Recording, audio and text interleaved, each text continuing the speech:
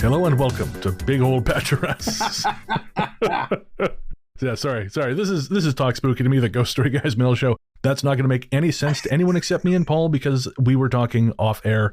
This is our opportunity to hear from you, our listeners, and for you to hopefully put up with our nonsense and our in-jokes, which we try not to do very often, but sometimes are unavoidable.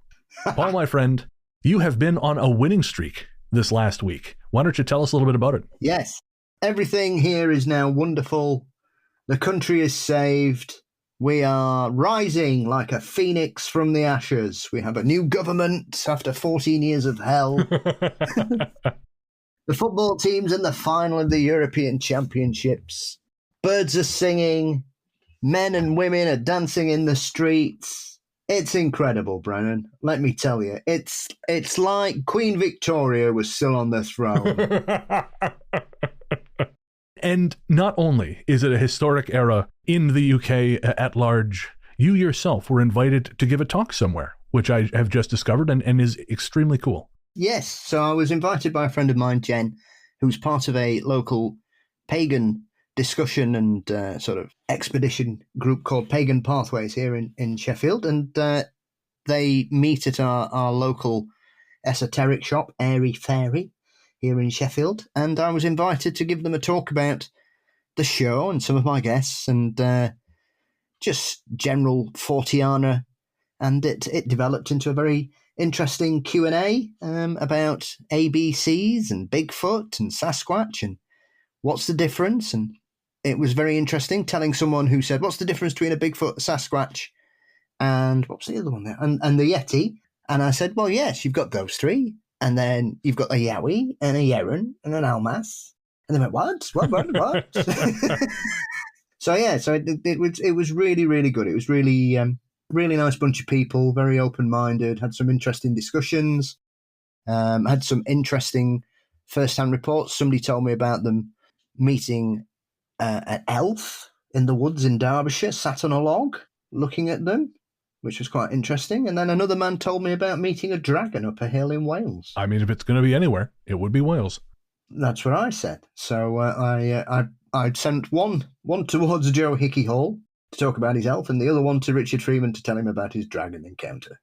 So it was great fun, and I had a lovely cup of tea and a biscuit, and a lift home. So it was great. I was going to say that is winning on all fronts. That is very, very cool.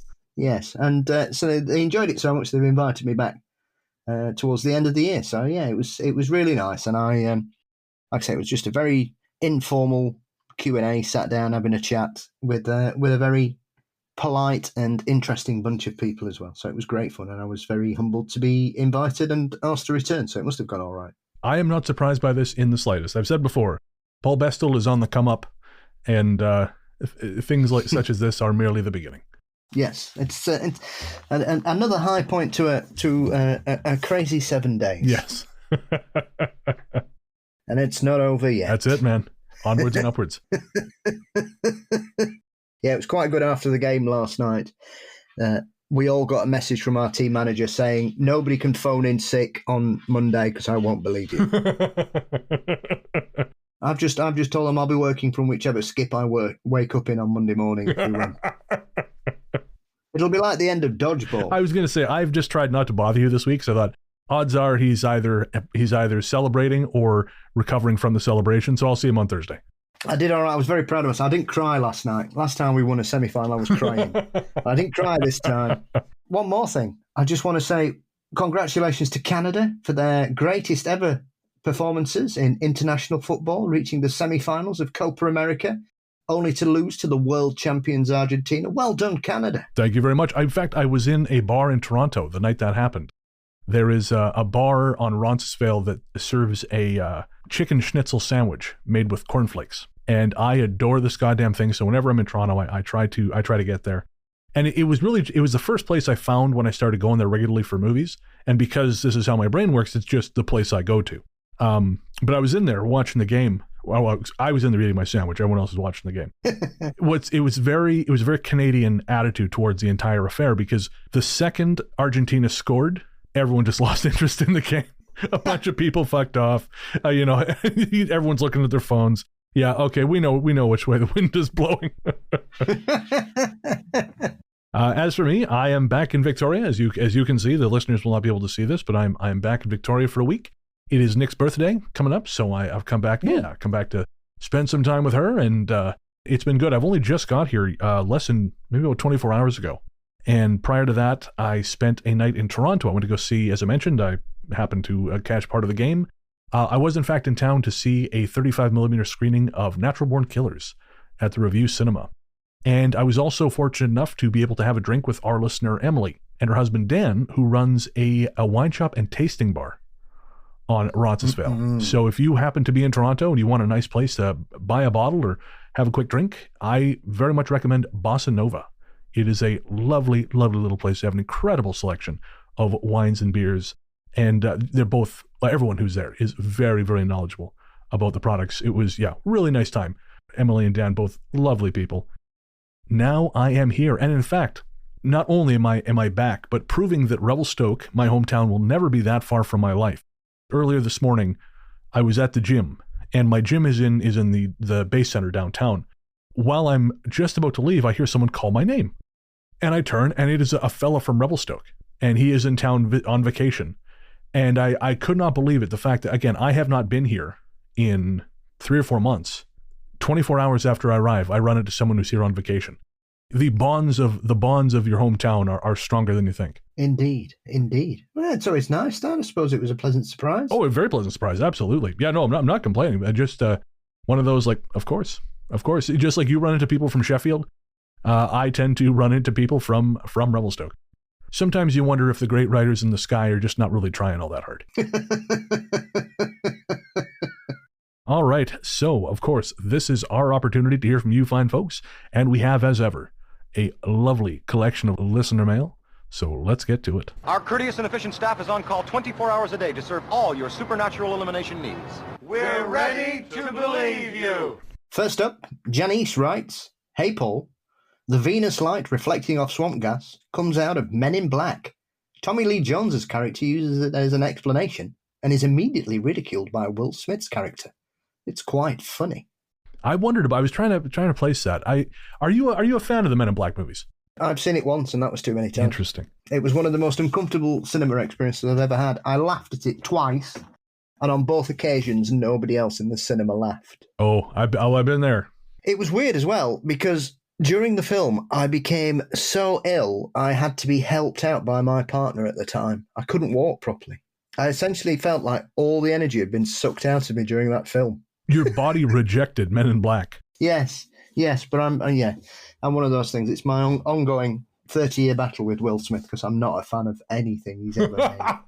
And I was about to follow this up with my commentary on how I thought Bad Boys for Life, or whatever the fuck the new one is called, is actually really fun. Well, good for you. Man, you English have really refined the ability to say, "Go fuck yourself," without actually saying it. Well done. I can't remember if I ever told you this story. We had a couch surfer once, back when Nick and I used to do that, and she was a nurse from like Luton or something like that. I'm probably getting that wrong. I don't think she's listening, but still, she was a nurse from somewhere in England. But we went to go see the Highland Games together, her, me, and Nick. And of course, the Highland Games, so you get some big dudes chucking around big logs. It was a caber toss we were watching. It doesn't matter how powerful a man is, how far he throws a ludicrously oversized log. If this little British lady says it's crap in her tiny little voice, just breaks them down to nothing. This guy chucked this telephone pole half the length of a soccer field, and she went, "It's crap." And it just didn't matter anymore. Nothing he did. You know, there's that Shania Twain that don't impress me much. This is worse than that. Mankind lands on Mars to a fanfare of alien trumpets. It's crap, and it just crumbles into nothing. They send us backpacking because they're embarrassed for us. They keep Elon so they can imprison him in the center of the planet because it's best for everyone. But other than that, we got to go home because the little English lady said no.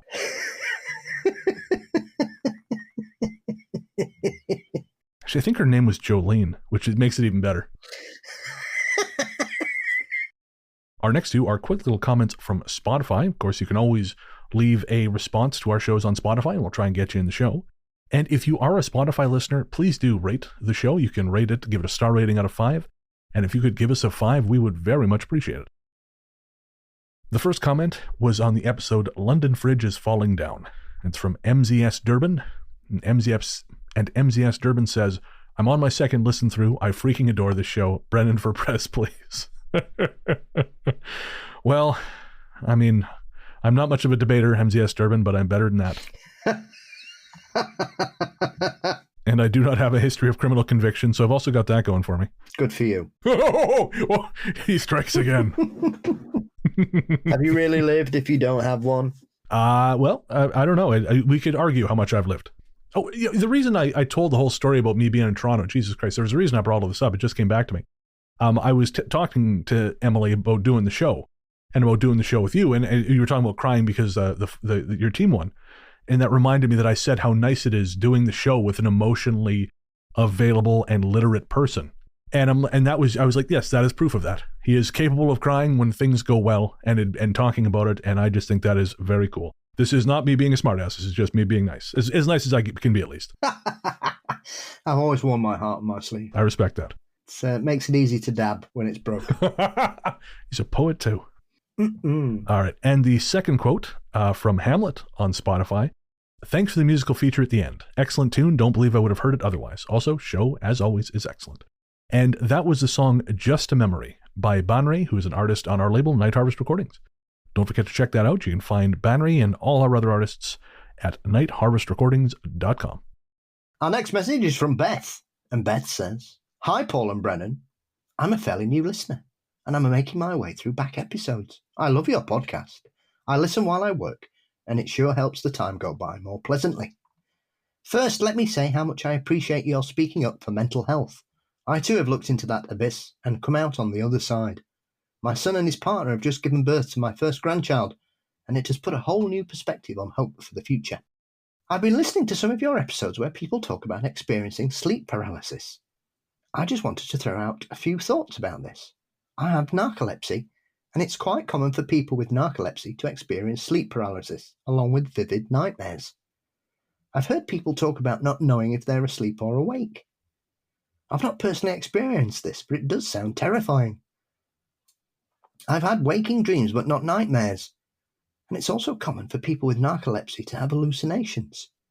I haven't had any recently, but I once had a very specific hallucination that went on for about a month. It was so real to me. I was convinced I had a rat in my room. I often saw it run under my bed. It once crossed the floor inches in front of my feet. And one time I woke up during the night and the rat was on me. As I realised this, it ran across my chest and jumped off my shoulder. It hit the floor and almost turned over my trash can in its haste to get away. I set 3 different kinds of traps, but the bait was never touched.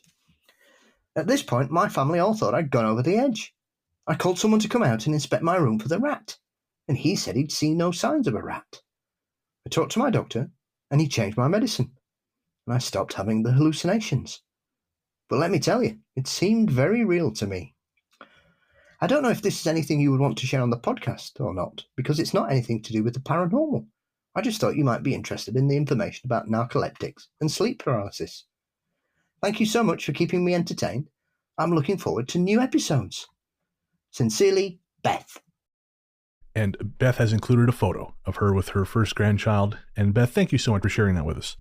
I think it's important to remember this kind of stuff, right? I mean, because the paranormal exists on the fringes of so many different things, there is sometimes crossover with hallucination, and you need to be able to differentiate between, your brain playing tricks on you and other things. I know my grandmother years ago was, just before she passed, she was on a couple different kinds of medications for pain control. And one of them, after she'd started taking them, my grandfather went in to go see her in the morning, and she just snapped at him. She said, "When is this thing? When is this thing going to start?" And he had no idea what she was talking about. But to her, she had seen several members of the family come into her room and harangue her for her conduct in some regard. I don't know exactly what. And there was going to be a big family meeting to call her out on whatever. And of course, this did not happen. This was just a hallucination caused by her medication. But medicine, as you and I have discussed many times, medicine can and will mess with your perception. Absolutely. As can certain illnesses as well, depending on the severity of them. Not necessarily always in older people, but I suppose it depends on what. So I think anything like that, Beth, is information well shared. So thank you. Thank you very much. And one other thing, I appreciate that she shares what has given her hope for the future, because I think that's really important. I think we live in a time where it's difficult to envision a better future, but I think we have to keep doing that. It's easy to be cynical. It's easy to be downbeat about what's coming, to assume that, the best is behind us and we're just in a downward spiral. But we have a certain degree of control over that. Now, of course, we can't necessarily influence things at a macro level as an individual person, but you can influence your perception. And I think hope for a better future is a big part of that, because we can't have a better future if we can't envision it. And I think if we don't have a vision for what that looks like, we're just going to keep going in circles. Absolutely. And one thing should always be important is the world's always been a mess. Unfortunately, these days, we just hear about it from everywhere. Whereas 200 years ago, we'd no idea what was going on the other side of the world. And most of the time, we didn't care. Yep, that's exactly it. People have always been warring and stealing and pillaging and blowing things up. Yep, that's it. Dipshits are not new. No, it's not even something we can blame on the Victorians. Try as we might.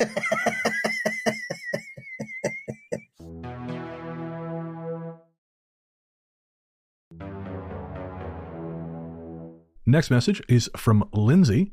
Lindsay says, I'm listening to the latest episode, The Haunting of Italy, and I know Brennan has addressed this before, but I was so happy to hear Paul stand up against the stupid Sarah Winchester myth too. I never expected any less. Sarah is such an interesting historical figure, and I grind my teeth every time someone parrots that stupid story made up to sell tour tickets. She was a philanthropist, a self-taught architectural innovator, and beloved by her staff and extended family. I hate that she's painted as a paranoid, isolated crackpot just to assuage America's collective sense of guilt over Western frontier violence. Sarah Winchester is my Roman Empire, and I will never rest until she gets justice. Anyways, all of this is to say that this is why you guys are my favorite podcast, because you care about the truth and not just a good story. Love you guys, Lindsay. Well, Lindsay, thank you very much. Yeah, that matters to us. I don't like myths. That's not true. I like myths. Myths are instructive. Myths are useful, but not when they obfuscate the truth or if they take away someone's agency, which the Sarah Winchester story does. And that bugs the shit out of me. Yep, absolutely. And it's one of those things. I find it deeply frustrating sometimes that crap like this still permeates things. We've got the entire world's knowledge at our fingertips, and some people just don't care. They don't care. They don't want to know the truth. They prefer this really shitty story about someone that has completely stripped them of any dignity. And as Lindsay says, she was a progressive, innovative woman ahead of her time. And to sort of whitewash that away and paint her as some kind of lunatic, guilt-ridden woman squirreling away in her house going mad is pathetic. Mic dropped.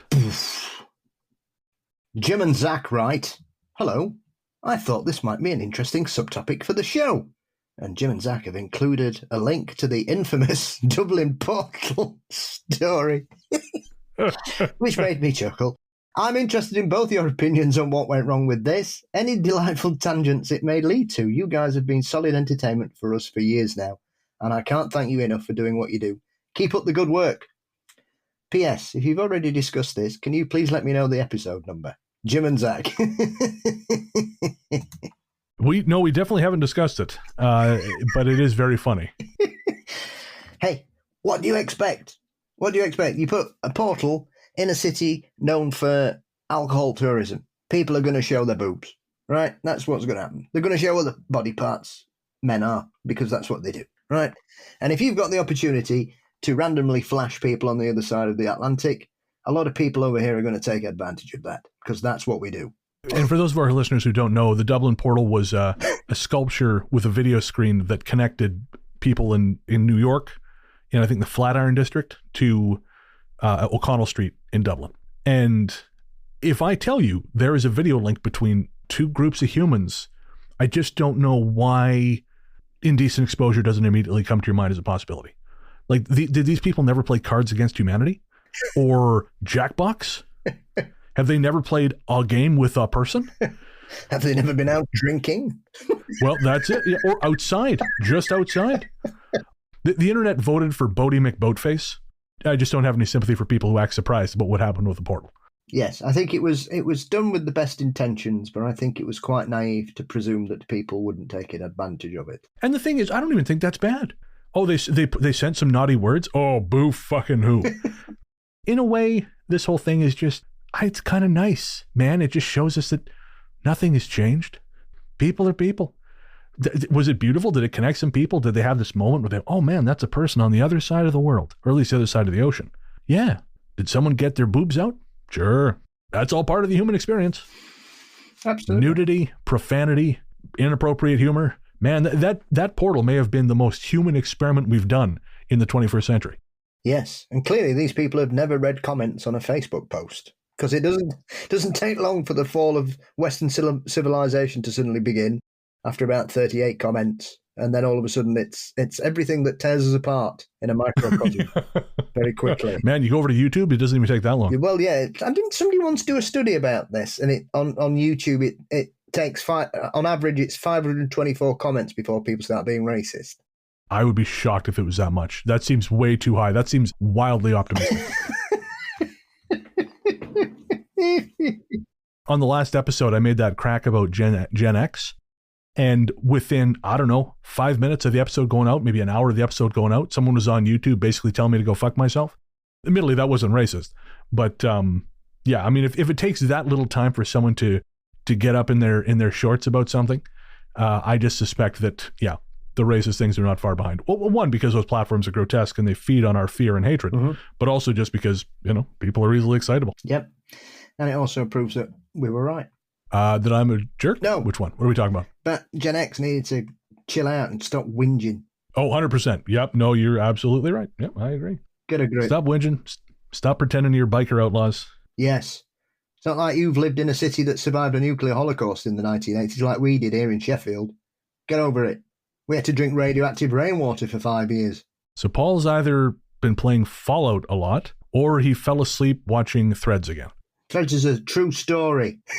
I mean, we have a story coming up on the Keep Utah Weird episode in the very near future where something like that is posited, but we won't spoil that anymore. Yes, there's been an exciting development in Threads. They have been searching for years to search for the man that played the traffic warden on the famous image of the man covered in bandages as his face peels off, and they found him.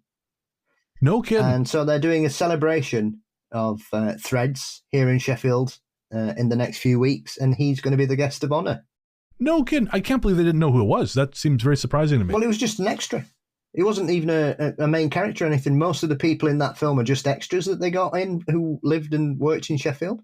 Oh, okay. You'd only got like a hardcore cast of about a dozen, and then everybody else in it is an extra. I had no... I still haven't watched that. It's like the Full Monty. It's the same thing in the Full Monty. I've got loads of mates who are in the scene. Grabbed scenes in the Full Monty. Really? Yeah, I've got 2 mates who are in the dole queue when they start dancing. It's 2 of my mates in that. Jed and Steve. That is fantastic. They'd gone because they got asked because they were signing on. Oh, okay. They were actually in the dole office going to sign on for the gyros, and they said, "Oh, we're filming. Do you want to come and get?" And then they had to pay him cash in hand outside, so they didn't get the dole stopped. Oh man, that's great. Just before we move on to the next longer comment, we were talking about people and kind of the way they are, and we had this comment from someone, and it was in a private communication to me, so I won't say their name, but they're a listener to the show. Is it Brian? No. What about Steve? Yeah, yeah. Was it Steve? It was Steve. Oh. Yeah, you ruined the whole surprise. Sorry. Well, I thought if it wasn't Brian, it must be Steve. Yeah, absolutely. Okay. It was 100% Steve. Good. So Steve says, well, she's going to get a kick out of this. Steve is, oh God, I'm just saying it now. Anyways, this person sent me a message to say that they really liked the exorcism episode, the Dial E for Exorcist. And as I tried to do when someone tells me that they like something we've made, I'll say like, what did you like about it? Because obviously you want to try and use that data when you're making a new episode to sort of, hone that in a little bit. And she said, I have a morbid fascination with exorcism and Russell Crowe making the same movies over and over. And she said, it's also nice to listen to any podcast and not having to worry about a man saying something fucked up.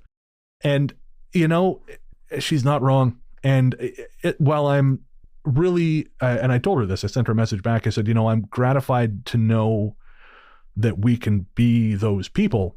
It also sucks that the bar is so low.